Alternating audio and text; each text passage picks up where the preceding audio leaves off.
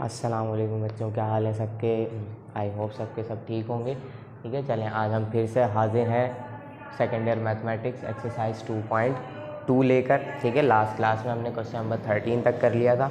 आज हम 14 से स्टार्ट कर रहे हैं। ठीक है, सवाल आपको साइड में नज़र आ रहा होगा। मैं यहाँ पर अपने काम की चीज़ें लिख लेता हूँ। ठीक है, जैसा कि आपको पता भी है। तो सवाल मैं पढ़ता हूँ, सवाल की कंडीशन को हम देखेंगे और उसके बाद हम इसे सॉल्व करने की तरफ चलेंगे।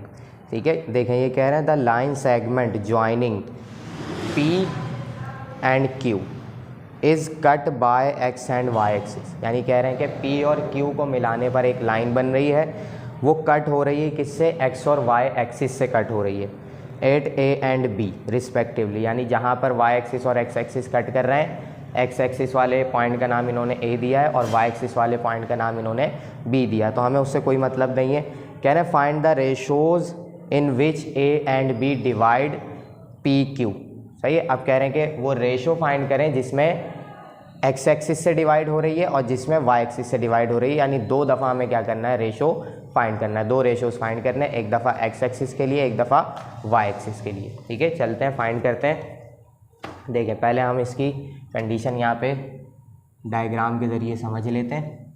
देखिए ये है मेरा P पॉइंट और ये है मेरा Q पॉइंट। ठीक है, इन दोनों को मिलाया मैंने इस तरीके से, ये मिल गई, लाइन बन गई। अब देखें जैसे मैंने लाइन बनाई, ये X एक्सिस है और ये Y एक्सिस है। लाइन बनाते ही देखें यहाँ पर Y एक्सिस से भी कट हो गई और X एक्सिस से भी कट हो गई। ठीक है, तो ये जब X एक्सिस से कट हुई इस पॉइंट को A नाम दिया, जब Y एक्सिस से कट हुई इस पॉइंट को इन्होंने B नाम दिया। कह रहे हैं कि जब X एक्सिस से कट हुई तो किस रेशो में लाइन डिवाइड हुई वो फाइंड करें, जब Y एक्सिस से कट हुई तो किस रेशो में डिवाइड हुई वो फाइंड करें। ठीक है, तो जब X एक्सिस से कट हुई है यानी X एक्सिस वाला पॉइंट हमारा क्या बनता है, याद ही होगा आपको कि X, 0। ठीक है, जब भी एक्सिस पे लाइन कट करेगी हमें फ़ायदा मिलेगा। X एक्सिस पे कट कर रही है तो Y कोऑर्डिनेट 0 और Y एक्सिस पे कट करेगी तो X कोऑर्डिनेट 0। ठीक है, ये है आपका पॉइंट ऑफ डिवीजन जिसकी वजह से लाइन क्या हो गई, डिवाइड हो गई। ये दोनों आपके पॉइंट ऑफ डिवीजन है। एक दफ़ा ये पॉइंट ऑफ डिवीजन बनेगा, एक दफ़ा ये पॉइंट ऑफ डिवीजन बनेगा और इनको यूज़ करते हुए हमें क्या करना है, रेशो फाइंड करना है। ठीक है, चलते हैं इसे सॉल्व करते हैं, देखते हैं क्या क्या क्या बनता है हमारे पास। सबसे पहले हम क्या करेंगे, 4x एक्सिस सॉल्व करेंगे, जिसके लिए हमारा पॉइंट क्या बनेगा, point of division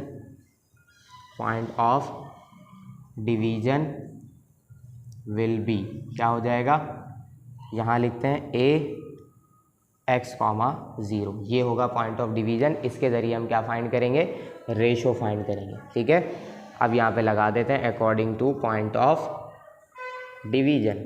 simple ratio find करना है, कोई इशू नहीं है, फाइंड हो जाएगा। क्या था पॉइंट ऑफ डिवीजन का फॉर्मूला, X, Y, पहले पूरा लिखता हूँ मैं, फिर रखूँगा value M1 X2 plus M2 X1 over M1 plus M2, comma लगाऊंगा मैं यहाँ पर M1 Y2 plus M2 Y1 over M1 plus M2। यही था फॉर्मूला पूरा का पूरा पॉइंट ऑफ डिवीजन का।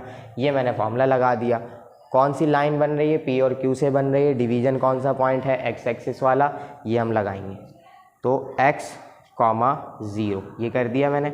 यहाँ पर आ जाते हैं M1 इज़ फाइंड करना है, X2 की जगह रखा जाएगा 6, तो मैं इसको मल्टीप्लाई करा देता हूँ डायरेक्ट, 6M1 हो जाएगा प्लस M2 फाइंड करना है, M2 ऐसे ही रहेगा, X1 की जगह क्या आएगा, -8, तो यहाँ हम क्या कर लेते हैं, डायरेक्ट -8 M2 करा लेते हैं। ठीक है, इसमें तो कोई इशू नहीं है, वैल्यू मल्टीप्लाई होगी, यही आंसर आना है, M1 और M2। कॉमा लगाएंगे हम यहाँ पर, M1 हमें फाइंड करना है, M1 रहेगा, Y2 की वैल्यू चाहिए, क्या है Y2, -4, तो -4 M1 आ जाएगा। ठीक है, फिर M2 ऐसे ही रहेगा, प्लस लगा हुआ, बीच में प्लस लगाएंगे, Y1 की वैल्यू आएगी जो कि क्या है 10, तो ये हो जाएगा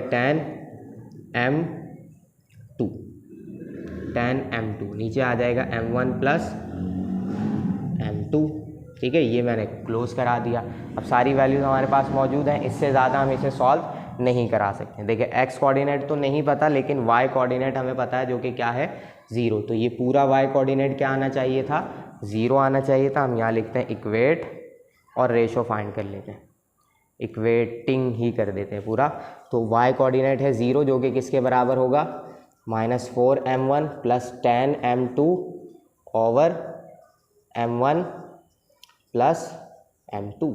इक्वेट करा दिया मैंने, ठीक है। अब क्या करेंगे हम, m1 m2 फाइंड करने की तरफ चलेंगे। ये पूरी value m1 plus m2 divide हो रही है, इस तरफ भेज के हम 0 से मल्टीप्लाई कराएंगे, पूरा क्या हो जाएगा, ख़त्म हो जाएगा, ठीक है। यहाँ आते हैं, यानी 0 से मल्टीप्लाई होकर क्या हो गया, 0 हो गया, ठीक है। याद होगा हमने लास्ट टाइम भी रेशो फाइंड किया था, क्या फाइंड करना होता है हमें रेशो के लिए, m1 अपॉन m2 फाइंड करना है, ठीक है। ये फाइंड करने की तरफ जाएंगे हम, फिर हम उसे रेशो बना देंगे। देखें ये वैल्यू तो ख़त्म हो गई, क्या बच रही है ऊपर से, -4m1 और प्लस 10m2 प्लस 10m2, ये वैल्यू बच रही है हमारे पास, ठीक है। हमें m1 m2 बनाना है, तो ये -4m1 है, इस तरफ भेज के हम इसे क्या करा देते हैं, +4m1 करा देते हैं, और ये हो गया m2, ठीक है।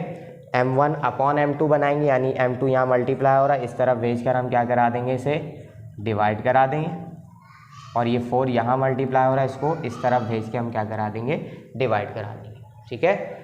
m1 m2 आ गया, पहले कैंसिल करा लेते हैं, 2 2 ज़ा 4, 2 5 ज़ा 10, तो m1 upon m2 is equal to 5/2, तो इसे रेशो में लिखेंगे 5:2, ठीक है। जब ये लाइन हमारी x एक्सिस से कट होगी तो किस रेशो में डिवाइड हो रही है, 5:2 में डिवाइड हो रही है, ठीक है।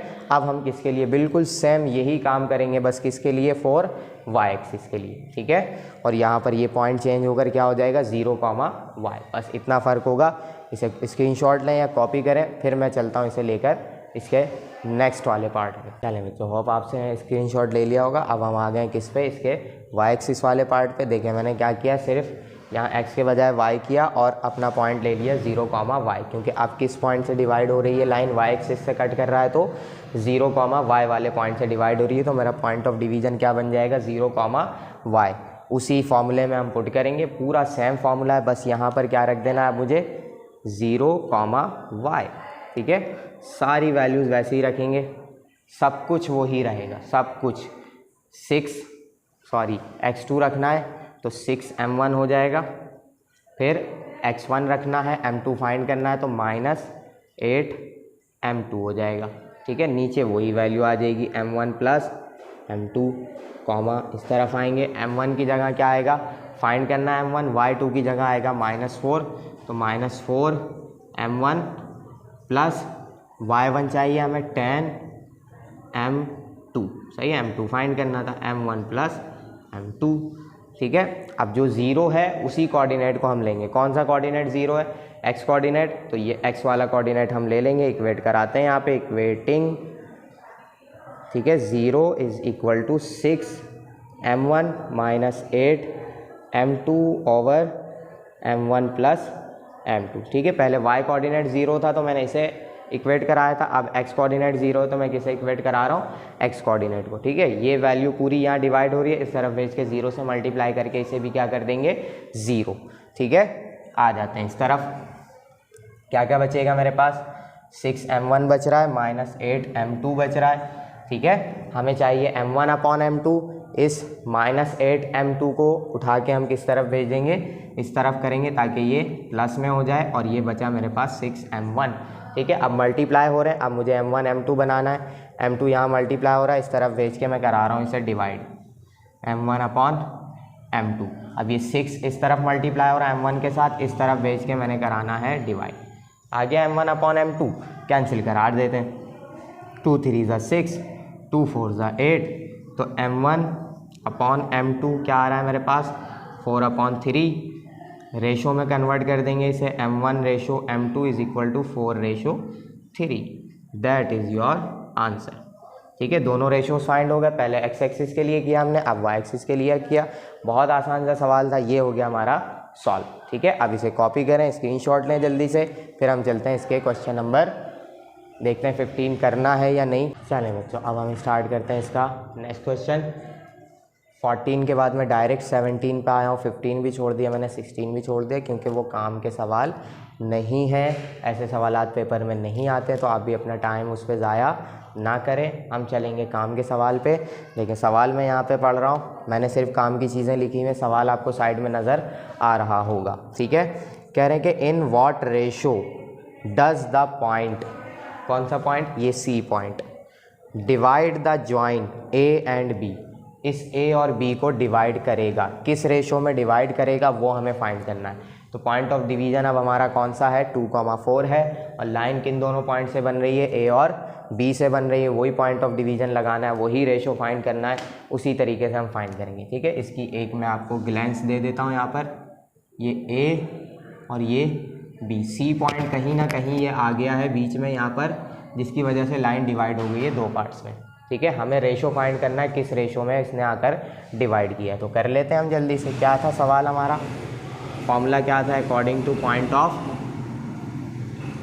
डिवीजन, ठीक है। डिवीजन का हम फॉर्मूला लगाएंगे, सी नाम दिया इन्होंने, हम भी सी ही नाम दे देते हैं, लेकिन पहले हम फॉर्मूला रखेंगे m1 x2 plus m2 x1 upon m1 plus m2 comma m1 y2 m2 y1 m1 plus m2, ठीक है। ये वैल्यू हमने रख दी यहाँ पर। अब यहाँ हम सारी वैल्यूज़ पुट कराएंगे। पॉइंट ऑफ डिवीजन सी है, जिसकी वैल्यू है 2,4, m1 की जगह क्या आ जाएगा, फाइंड करना है हमें, तो x2 की वैल्यू रखेंगे जो कि -1 है, तो ये -m1 हो जाएगा। 1 तो हम लिखते नहीं है, m1 1 जा m1 हो जाएगा, माइनस साइन की वजह से ये m1 आ जाएगा, -m1 आ जाएगा। अब x1 पुट करना है जो कि क्या है 7, यानी a और b से लाइन बन रही है, तो मैंने b को x2 y2 किया है और a को x1 y1 किया है, तो x1 की जगह आएगा 7, तो प्लस 7 m2, नीचे आ जाएगा m1 प्लस m2, ठीक है, कॉमा m1 की जगह m1 ही रहेगा क्योंकि वो फाइंड करना, y2 पुट करना है जो कि क्या है 1, तो सिंपल क्या हो जाएगा m1 ही हो जाएगा, सिर्फ m1 ही बचेगा। अब m2 रहेगा, y1 क्या है हमारे पास 7 है, सॉरी 9 है, तो यहाँ क्या हो जाएगा 9 m2 upon m1 plus m2, आ गई वैल्यू, ठीक है। अब आपने क्या करना है, जो आसान हो उसे सॉल्व करना है, क्योंकि अब यहाँ पर दोनों की वैल्यू है, पहले 0 था तो 0 से काफ़ी आसानी हो रही थी हमें, अब 2 और 4 है, तो बस किसी भी एक कोऑर्डिनेट को उठा के इक्वेट कराएं और इक्वेशन रेशो निकाल लें, ठीक है। हम क्या करा रहे हैं, 2 से इक्वेट कराते हैं, इसी को यहीं पर इक्वेट करा लेते हैं, वो आपकी मर्ज़ी, आप किससे इक्वेट कराते हैं। इक्वेटिंग एक्स कोऑर्डिनेट को ही सिर्फ इक्वेट करा रहा हूँ मैं, -m1 plus 7m2 over m1 plus m2, ठीक है। अब ये वैल्यू यहाँ डिवाइड हो रही है, इस तरफ आकर 2 से मल्टीप्लाई होगी। अब यहाँ पर 0 नहीं है, 2 है, तो 2 से बाकायदा मल्टीप्लाई करना पड़ेगा हमें, m2 प्लस है बीच में, ये m1 माइनस का और प्लस 7m2 ऐसे ही आ जाएगा, ठीक है। सॉल्व करेंगे हम इसे, 2 मल्टीप्लाई होगा तो 2m1 प्लस 2 मल्टीप्लाई होगा m2 से, तो 2m2 minus m1 plus 7m2, ठीक है। रेशो फाइंड करना है हमें, m1 अपॉन m2 कराना है, तो m1 वाली सारी वैल्यूज़ एक तरफ, m2 वाली सारी वैल्यूज़ एक तरफ, ठीक है। m1 या माइनस में इस तरफ भेज के हम इसे क्या कर लेंगे, प्लस में करा लेंगे, और ये 2m2 यहाँ प्लस हो रहा है, दूसरी तरफ जाएगा तो -2m2 हो जाएगा, ठीक है। इसे हम प्लस माइनस करा देंगे, 2m1 प्लस 1m1, कितने m1 हो जाएंगे हमारे पास, देखो 2 और 1 3m1 हो जाएंगे, ठीक है। 7m2 माइनस 2m2 माइनस कराएंगे, कितने m2 बचेंगे हमारे पास, 5m2 बच जाएंगे, ठीक है। रेशो चाहिए m1 अपॉन m2 का, तो ये m2 यहाँ पर आके क्या हो जाएगा, डिवाइड हो गया, 5 3 इस तरफ आकर डिवाइड हो जाएगा। रेशो कराएंगे m1 ratio m2 is equal to 5 ratio 3, ये आ गया आपका आंसर, है ना, इजी बिल्कुल। देखें 4-5 लाइनों में सॉल्व हो रहा है, आपके एक पेज में भी नहीं आएगा, एक पेज से कम में ही आपका आंसर आ जाएगा, ठीक है। जल्दी से इसको कॉपी कर लें, स्क्रीनशॉट लें, फिर हम चलते हैं इसके क्वेश्चन नंबर 18 पर। तो अब हम आ गए किस पे, इसके क्वेश्चन नंबर 18 पे। बहुत ही अच्छा सा मज़ेदार सा सवाल है, कोलिनियर नाम लिया इन्होंने, कोलिनियर का मतलब होता है एक ही लाइन पर, ठीक है। देखें अभी हम चलते हैं सवाल को पढ़ते हैं। आपको क्वेश्चन नंबर 18 साइड में नज़र आ रहा होगा, मैंने यहाँ पर काम की चीज़ें लिखी हुई हैं, सवाल में पढ़ रहा हूँ, सवाल की कंडीशन को समझेंगे। कह रहे हैं कि A B and C are 3 collinear points. कह रहे हैं कि ए बी और सी तीनों एक ही लाइन पर आ रहे हैं, यानी एक ही लाइन पर मौजूद हैं तीनों points. A and B are respectively, यानी दोनों की वैल्यूज़ दी हुई हैं ए और बी की। फिर कह रहे हैं कि A to C is equal to 10 units, यानी कि ए टू सी का टोटल डिस्टेंस निकाला जाए तो वो कितना आ रहा है, 10 यूनिट्स आ रहा है, ठीक है। टोटल लाइन है हमारी 10 units. Find the coordinates of C, कह रहे हैं कि सी के कोऑर्डिनेट्स फाइंड करें, जो कि यहाँ पर मुझे फाइंड कराने, ठीक है। पहले तो मुझे पता करना होगा कि दोनों के दरमियान रेशो कितना है, तभी हम इसकी वैल्यू को फाइंड करा सकते हैं, वरना फाइंड नहीं करा सकते। तो चलते हैं हम आगे, देखते हैं क्या करना है। लेकिन यहाँ पे मैं डायग्राम टाइप बनाऊँगा, ये ए मेरा, ये बी और ये सी, तीनों आ गए, एक ही लाइन पे मौजूद है, ये मैंने मिला दी, ठीक है।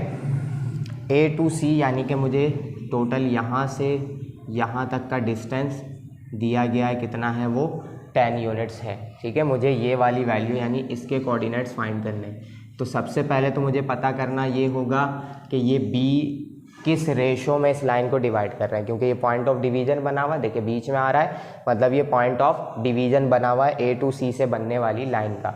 अब लाइन का टोटल पार्ट कितना है, 10 यूनिट्स है, तो मुझे देखना होगा कि ये कितने यूनिट इस तरफ है या कितने यूनिट उस तरफ है। तो हम ए टू बी फाइंड करेंगे और बी टू सी फाइंड करेंगे, ठीक है। अगर से ये अलग अलग डिस्टेंस आते हैं दोनों, तो हम क्या कर लेंगे, इसका रेशो हमें पता चल जाएगा, रेशो निकालेंगे, फिर हम क्या करेंगे, इसका सी निकाल लेंगे।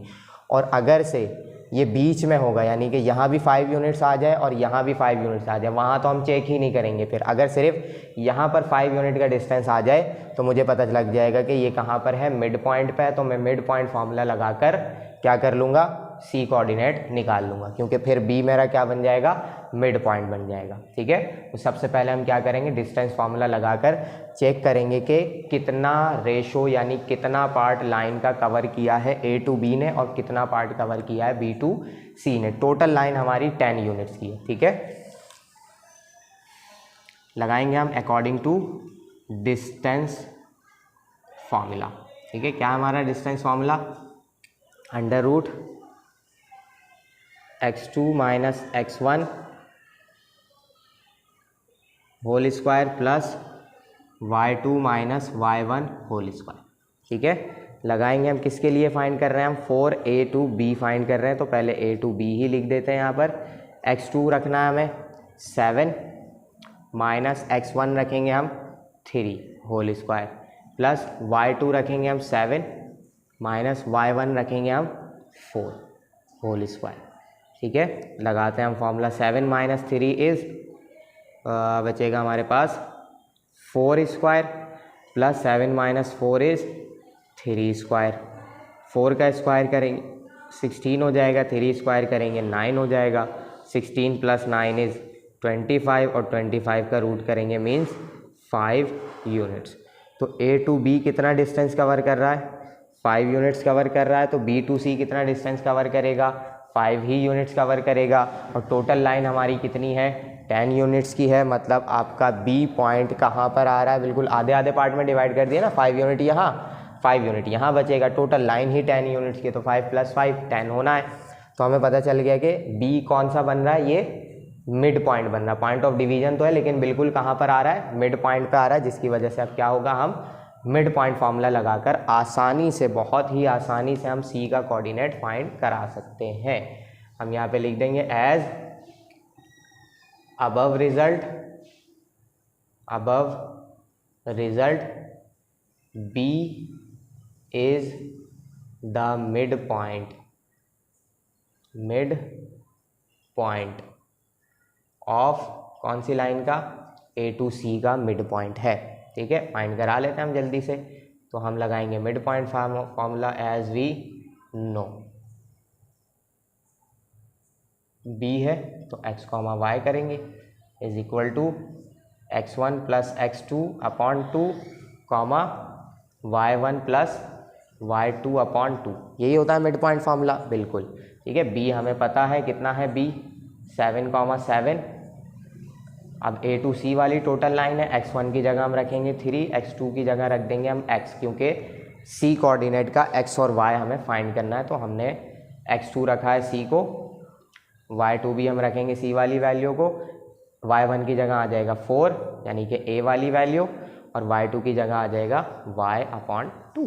ठीक है, सॉल्व करा सकते हैं हम इसे, ज़्यादा इससे नहीं करा सकते। तो अब हम क्या करेंगे, x कोऑर्डिनेट को x कोऑर्डिनेट के इक्वल, y कोऑर्डिनेट को y कोऑर्डिनेट के इक्वल, तो हम यहाँ लिखेंगे इक्वेटिंग 7 = 3 + x/2।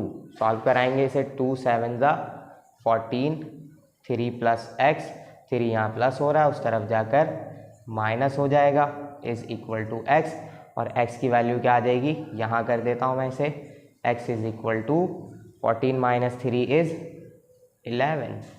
ये आ गई x की वैल्यू। अब हम निकालेंगे किसकी वैल्यू, y की वैल्यू। तो अब ये y कोऑर्डिनेट भी किसके इक्वल हो जाएगा, 7 के, क्योंकि इसका y कोऑर्डिनेट भी 7 के ही इक्वल है। y 4 + y/2, 2 यहाँ डिवाइड हो रहा है, इस तरफ 7 से आके मल्टीप्लाई होगा, 2 7 14 + y, 4 प्लस हो रहा है, उस तरफ जाकर माइनस हो जाएगा, 4 है ये। ठीक है, = y, 14 - 4 = 10, तो y कोऑर्डिनेट क्या आ गया, 10। आ गए सारे आंसर, x और y फाइंड हो गए। तो इसका आंसर मैं यहाँ के बजाय यहाँ लिख देता हूँ, द C पॉइंट इज क्या हो जाएगा, C x, y = x की जगह हम रखेंगे 11, y की जगह रख देंगे हम 10। That is your answer. हो गया, कितना आसान था। ये सवाल भी हमारा हो गया बिल्कुल कंप्लीट। अब हम चलेंगे इसके क्वेश्चन नंबर 19 पर, तो जल्दी से इसका स्क्रीनशॉट लेंगे। चलें बच्चों, अब हम आ गए किस पे, क्वेश्चन नंबर 19 पे। बहुत ही आसान सवाल है। ठीक है, देखें सवाल मैं पढ़ता हूँ। कह रहे हैं the line joining the points P and Q, इन दोनों पॉइंट्स को ज्वाइन करने पर एक लाइन बन रही है। सवाल आपको साइड में नज़र आ रहा होगा। ठीक है, बार बार मुझे बताने की ज़रूरत नहीं है। इज़ ट्राइसेक्टेड, क्या हो गई है, ट्राइसेक्ट हो गई। अब ट्राइसेक्ट का क्या मतलब है मैं बता रहा हूँ। सेक्ट का मतलब होता है कट होना, अब ट्राई मतलब 3 पार्ट्स में। ठीक है, इसी तरीके से बाइसेक्ट मतलब 2 बराबर के पार्ट में, ट्राइसेक्ट मतलब 2 अलग अलग पार्ट्स में हुई है, लेकिन किस तरीके से अभी मैं बताता हूँ। फिर कह रहे हैं find the coordinates of the points of trisection, उस पॉइंट ऑफ ट्राइसेक्शन का कोऑर्डिनेट के कोऑर्डिनेट फाइंड करने, जिसको मैंने नाम दे दिया टी। ट्राइसेक्शन मतलब टी से मैंने डिनोट कर दिया, इसमें कोई मसला नहीं है, आप अपनी मर्जी से डिनोट करा सकते हैं। x, y इसका हमें फाइंड करना है। ठीक है, अब इसको हम डायग्राम के जरिए समझते हैं कि क्या है ट्राइसेक्शन पॉइंट। देखें, ये मेरा P और ये मेरा Q। ठीक है, इन दोनों से मिलाकर एक लाइन बना दी। देखें, मिड पॉइंट आपको याद होगा, मिड पॉइंट बाइसेक्शन पॉइंट होता है, सही है, यानी कि वो 2 बराबर के पार्ट्स में डिवाइड करता है, बिल्कुल बीच में आएगा, तो मिड पॉइंट आपका क्या करता है, बाइसेक्ट करता है। अब ट्राइसेक्ट कौन करता है, 2, ये होगा हमारा ट्राइसेक्शन पॉइंट यहाँ पर, तो इसने क्या कर दिया, 2:1 में डिवाइड कर दिया। सही, किस में डिवाइड किया, 2:1 में या 1:2 में। ठीक है, 2 आंसर फाइंड करते हैं, 2:1 भी हो सकता है, 1:2 भी हो सकता है। ये पॉइंट यहाँ भी इस तरीके से हो सकता है, और यहाँ पर इस तरीके से हो सकता है कि 2 यहाँ हो जाए और 1 यहाँ पर हो जाए।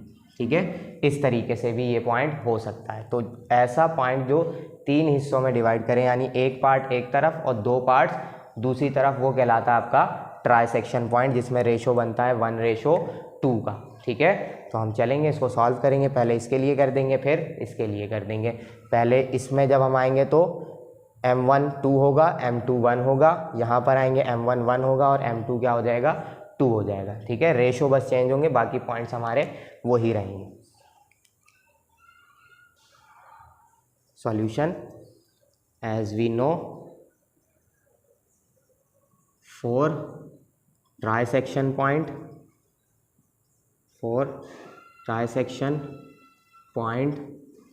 the ratio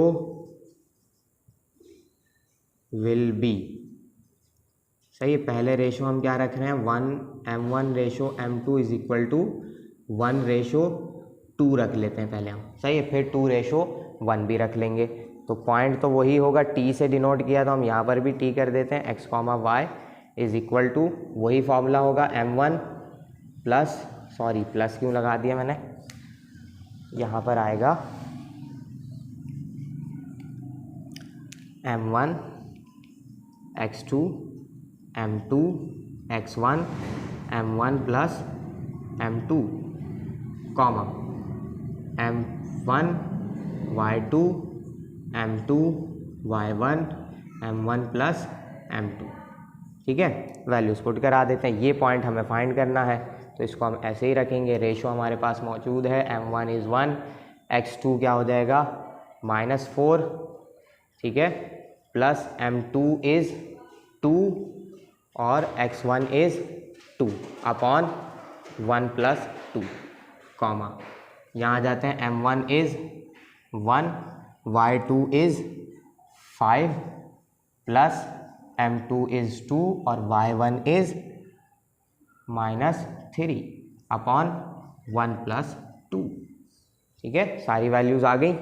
अब हमने क्या कर देना है, मल्टीप्लाई कराएंगे, माइनस का 4 आ जाएगा और 2 2 ज़ा 4, 1 प्लस 2 इज़ 3 कॉमा 5 1 ज़ा 5, 2 3 ज़ा 6, माइनस का 6 आ जाएगा अपॉन 3, तो 4 माइनस 4 क्या हो जाएगा 0 कॉमा 5 माइनस 6 इज़ -1/3।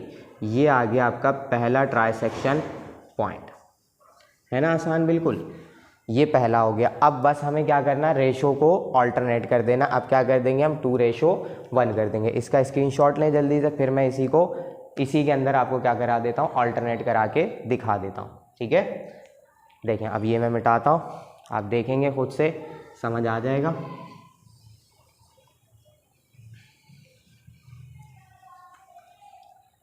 चलें, देखिए अब मुझे क्या करना है, बस इसको चेंज करा देना है, 2:1 करा देना, ठीक है। m1 की जगह अब मैं क्या रखूँगा, 2 रखूँगा, बाकी सारी वैल्यूज़ वैसे ही आ जाएंगी। m2 की जगह आ जाएगा 1, x1 आएगा 2, नीचे आएगा हमारे पास क्या आएगा 2 + 1, यहाँ आएंगे 2, y2 इज़ 5 प्लस m2 की जगह आएगा 1 और y1 की जगह आ जाएगा -3 और 2 + 1। देखा आपने, सब कुछ हो ही रहा, बस रेशो हमारे ऑल्टरनेट हो गए, 2 की जगह 1, 1 की जगह 2, मल्टीप्लाई कराएंगे, 2 4 ज़ा -8 हो जाएगा, 1 2 ज़ा 2 और अपॉन 3, यहाँ आएंगे 2 5 ज़ा 10, -3 1 ज़ा 3/3, ठीक है।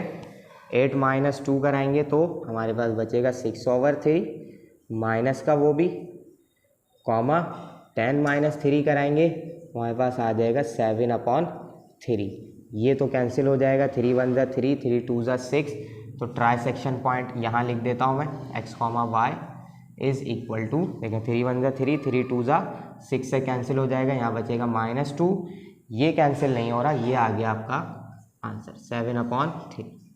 That is your answer. हो गया सवाल कंप्लीट, बिल्कुल, ये हो गया आपका क्वेश्चन नंबर 19 भी कंप्लीट, ठीक है। तो आज हम यहीं तक रखते हैं, ठीक है, काफ़ी टाइम ज़्यादा हो रहा है मेरे लिए, देर हो रही है, तो इसका स्क्रीनशॉट ले लें आप जल्दी से, और फिर हम मिलते हैं इंशाल्लाह नेक्स्ट क्लास में, और इस एक्सरसाइज को हम नेक्स्ट क्लास में बिल्कुल पूरा ख़त्म कर देंगे और फिर हम जल्दी से आगे बढ़ते चले जाएंगे, ठीक है। तो आज यहीं तक रखते हैं, अल्लाह हाफिज़।